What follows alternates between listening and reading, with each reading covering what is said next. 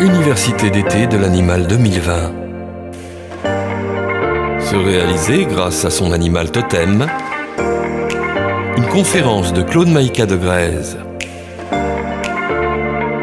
Présentation Yolène Delabigne. Alors Claude Maïka de Grèze, on va continuer avec nos animaux totems et on passe à un animal formidable, c'est le castor, qui est pas très très connu, mais qui est à la fois un architecte incroyable. Donc ça, on va regarder une vidéo là sur ce petit architecte génial. Et c'est vraiment le sens de la famille, parce qu'en fait, il construit un village où chaque génération a sa maison. Enfin, vous allez voir, c'est incroyable et c'est un altruiste en fait. C'est un généreux. Oui, notre castor, eh bien, il a de grandes qualités. On n'en parle pas trop souvent, mais c'est un animal tout à fait emblématique. Je parlais tout à l'heure là du Canada. Je pense que vous savez que le castor a servi d'emblème au castor scout. Alors qu'est-ce que c'est qu'un scout? Toujours prêt, débrouillard et aider les autres. C'est une bonne analogie entre l'animal et l'humain. Il est protecteur, c'est-à-dire qu'effectivement il s'occupe de sa famille, où se trouvent éventuellement dans le même barrage et dans la même hutte construite plusieurs générations en même temps. Les parents, les enfants, les grands-parents, etc. Avec des entrées différentes, c'est très très bien organisé. Si on fait une analogie, effectivement le castor correspond assez bien à toutes les personnes qui sont, je dirais, qui prennent soin des autres, c'est le moment. C'est-à-dire le côté un peu plus médicalisé, infirmière, mais ça peut être aussi psychologue, ça peut être aussi qui se soucie des autres et de leur bien-être. Opiniâtre, vous avez vu, c'est quand même compliqué d'arriver à construire des barrages relativement importants. Il faut effectivement en permanence apporter les branchages et maintenir les barrages en état de fonctionnement, éventuellement colmater les fuites, réguler l'eau, etc. Surtout qu'ils font ça avec leurs petites dents et leur queue qui est plate. Donc voilà. C'est un sacré boulot, quoi. Ils bossent toute la journée, en fait. Alors, dans le côté protecteur, j'ai encore une légende. Hein. Bon, c'est amusant parce que c'est encore plutôt amérindien.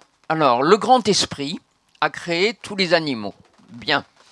À tous les animaux, il a donné une queue, et les animaux avaient le droit de choisir leur queue. Bon, le lapin qui était un peu pressé, il avait un petit machin comme ça, mais le castor, il a eu une belle queue en fourrure. Bon, encore la légende amérindienne, voilà qu'il y a un incendie de forêt. Il y a ou des marmites ou des incendies de forêt. Bon, c'est comme ça. L'incendie de forêt a fait que, effectivement, tous les animaux se sont enfuis, sauf les castors, qui intelligemment ont été tremper leur belle queue de fourrure dans la rivière et ont tapé avec leur queue sur l'incendie de forêt. Bon. Ils ont effectivement eu un grand mal et ils ont beaucoup d'opiniâtreté. Ils ont réussi à venir au bout de l'incendie et le grand esprit les a félicités en disant « Je suis vraiment fier de vous, vous avez vraiment maîtrisé cet incendie, c'est extraordinaire. Comme cadeau, je vais vous offrir une nouvelle queue et vous pouvez la choisir comme vous voulez. » Tout se passe bien, sauf que les castors discutent entre eux, puis disent non au grand esprit. Vous savez, grand esprit, on préfère garder notre queue comme elle est, c'est-à-dire effectivement, elle a plus de poils, elle est devenue plate, elle est devenue dure, mais au moins, les grandes leçons de courage seront communiquées aux enfants et aux générations suivantes. Si nous gardons notre queue, ça sera notre emblème du courage et de ce qu'il faut faire pour s'occuper du bien-être des autres. Puis c'était voilà malin parce que comme ça, les hommes n'avaient pas envie de leur piquer leur queue pour faire de la fourrure avec. Au passage. Oui, ça c'est pas bête. Alors oui, bien qu'ils en aient effectivement souffert pas mal, oui. Ça a été un des problèmes. Queue de castor. Alors une autre leçon du castor que nous pouvons aussi retenir, c'est qu'il a une grande connaissance des courants qui sont circulants et il peut à la fois les connaître, mais il peut aussi les détourner et irriguer davantage et les diriger dans les endroits qui l'arrangent. Qu'est-ce qu'on peut en tirer, nous, aujourd'hui? Écoutez, bien évidemment, rester éveillé au niveau des courants qui se passent. Ne serait-ce que professionnellement, tout le courant du digital a bousculé toutes les façons de travailler, mais je crois qu'aussi personnellement, ça a bousculé notre façon d'être et de façon de vivre.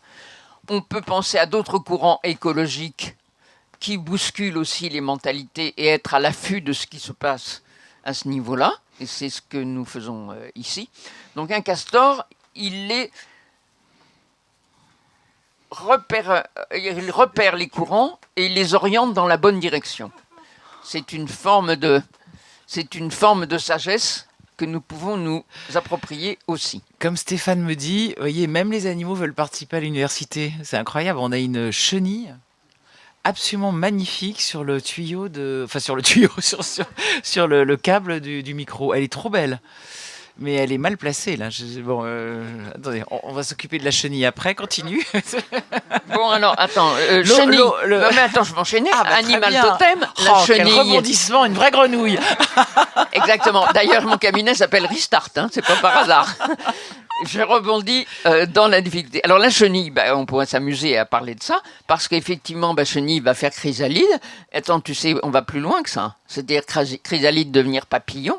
Je n'ai pas choisi chrysalide et papillon pour ce matin, mais c'est quand même toute la spiritualité.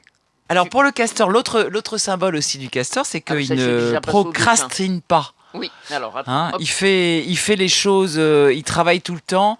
Et effectivement, c'est quelque chose à nous appliquer parce qu'il est capable effectivement de ronger des rondins qui sont énormes. Donc il faut, avec quand même des toutes petites dents, donc il faut s'y mettre tôt et ne pas lâcher et d'être resté opiniâtre jusqu'au bout. Mais effectivement, si on veut suivre les courants, si on veut les diriger, faut pas attendre qu'ils soient passés. Donc effectivement, la procrastination n'est pas de mise avec le castor, ni avec nous.